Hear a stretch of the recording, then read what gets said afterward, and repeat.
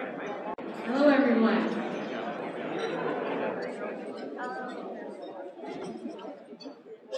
For those who don't know me, my name is Margie Brogan. I'm a member of the Academy. It is my great honor today to introduce the President of the National Academy of Arbitrators. And now, the President of the National Academy of Arbitrators, Roberta Golick. I am thrilled to introduce my wonderful friend, Roberta Golick, President of the National Academy. As you might know, I was the second person that Bobby asked to perform this honor. Well, actually, I'm not really sure if I was the second person. About a half hour ago in the hallway, she tapped me on the shoulder and said, "Hey, do you mind introducing me today?" And I said, "Sure, that's fine." So here I am, attempting to fill the very large and very tall shoes of Barbara Zausner. Barbara cannot be here today as she just had surgery. She is home from the hospital and doing well. Barbara sends her regrets and regards to all and sends her deep affection to Bobby. This is the first meeting Barbara has missed since 1983. So I know she's very sad to be absent, but she promises to see all of you in Charleston. I had a chance to speak to Barbara in that half hour, I had, and she told me that Bobby paid her a very large sum of money not to tell embarrassing stories. Fortunately, Bobby hasn't had the time to pay me off. So a few thoughts of Bobby as president. As member of the board and executive committee and PAL, I've had an excellent perch from where I've watched Bobby carry out her duties. She's done so utilizing her acute intelligence, her creativity, her humor, and her great inclusiveness of all points of view. She's insightful and thoughtful in her decision-making. Watching her run a board meeting is like having a chance to see a great mediator at work. Bobby has traveled across the country, meeting many of you with enthusiasm at countless regional meetings, a true ambassador of our organization. At the same time, Bobby has maintained a vibrant practice in her presidential year, including a stint on a White House emergency board. As Bobby says, she was appointed to that board by the real president, President Obama. Bobby has overseen and been involved in many projects while president, one in which I had a part was her video interview in connection with the documentary being produced by the College of Labor and Employment Lawyers History Project, which is being funded by the National Academy's Research and Education Foundation. The art and science of arbitration will include highlights from fireside chats as well as interviews. Bobby asked me to be her interviewer, and I did my best to stay out of the camera shot. It was a delight to ask her questions, to learn about her beginnings as a neutral, and to hear her views of the arbitration process. One of the more insightful questions that I asked her was, "I'm not sure if you've noticed, but you're a bit on the short side. Do you ever go into a hearing room, sit down in a chair, and discover that your feet do not touch the floor?" She replied, "Actually, yes, that does happen. But the harder situation is where I sit down in a chair and my nose is level with the tabletop." A little hard to see documents that way.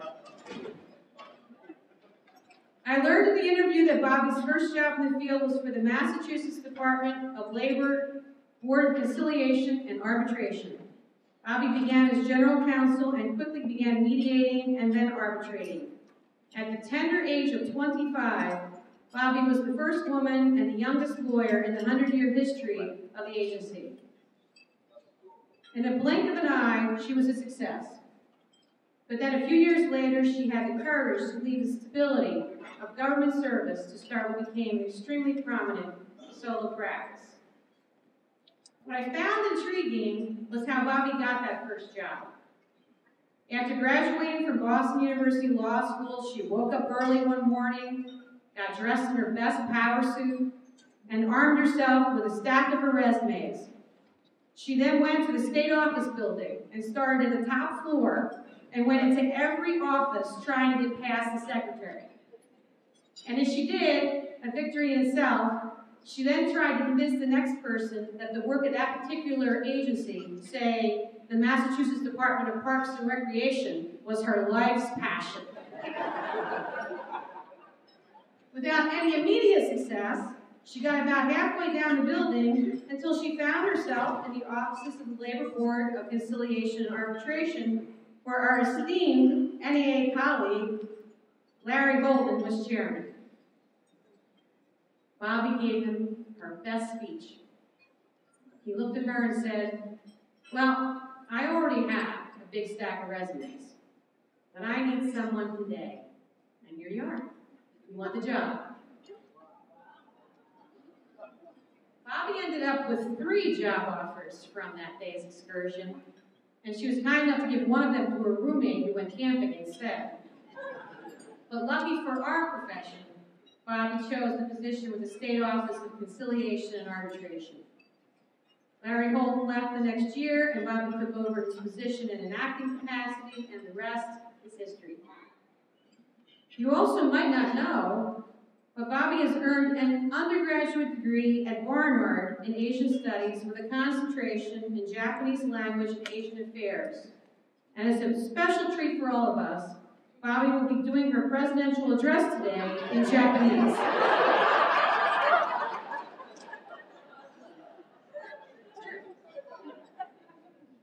To know Bobby includes the great treat of spending time with her wonderful family, her beautiful daughter Julia, her handsome son Max, adorable grandchildren, 2-year-old Charlie, and 2-month-old Madeline.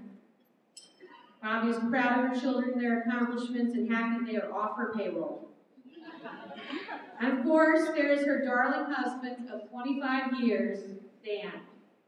Dan is a successful professional in the world of PR and is Bobby's greatest champion and supporter. We affectionately call him Concierge Dan because he's so good at making dinner reservations. Dan is a special person and a very dear friend. One particular family visit to Boston comes to mind. Bobby and I planned a weekend with our daughters about 15 years ago. My daughter Kate was in high school, so this was our first adult mother-daughter vacation. Kate and I met up with Bobby on a beautiful day, and we were enjoying ourselves, taking in the atmosphere of the historical sites of Boston, including the Faneuil Hall area. We were on a very short timetable. Then as we were walking, this woman came up to us and said, "Hey, you want to make $5? So Kate and I started to walk away, but Bobby said, "Of course!" So now this woman takes us down to the basement of a building where we spend 40 minutes taste testing very bad shredded cheese. I'm making this. As is her nature, Bobby wanted to see the project through. At some point, I turned to her and said, "What is your per diem anyway?"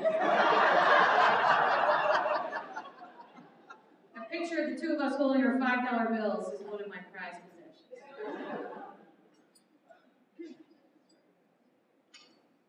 In the half hour I've had to think about this introduction, I've pondered about my friendship with Bobby, which is one of the greatest treasures in my life. Why are we such close friends? I think first we share a sense of fashion. One of my earliest conversations with Bobby was when I called her seeking her advice on what to wear to all these functions at an annual meeting. I learned essential pointers such as, you need a separate suitcase for all your shoes. I can only speak for the women. Despite my earlier comments on our $5 excursion, we have also enjoyed countless hours spending each other's money by giving sage advice on buying that next pricey computer or briefcase, or, of course, a pair of shoes. But most of all, we were there for each other. I can tell you Bobby has been there for me.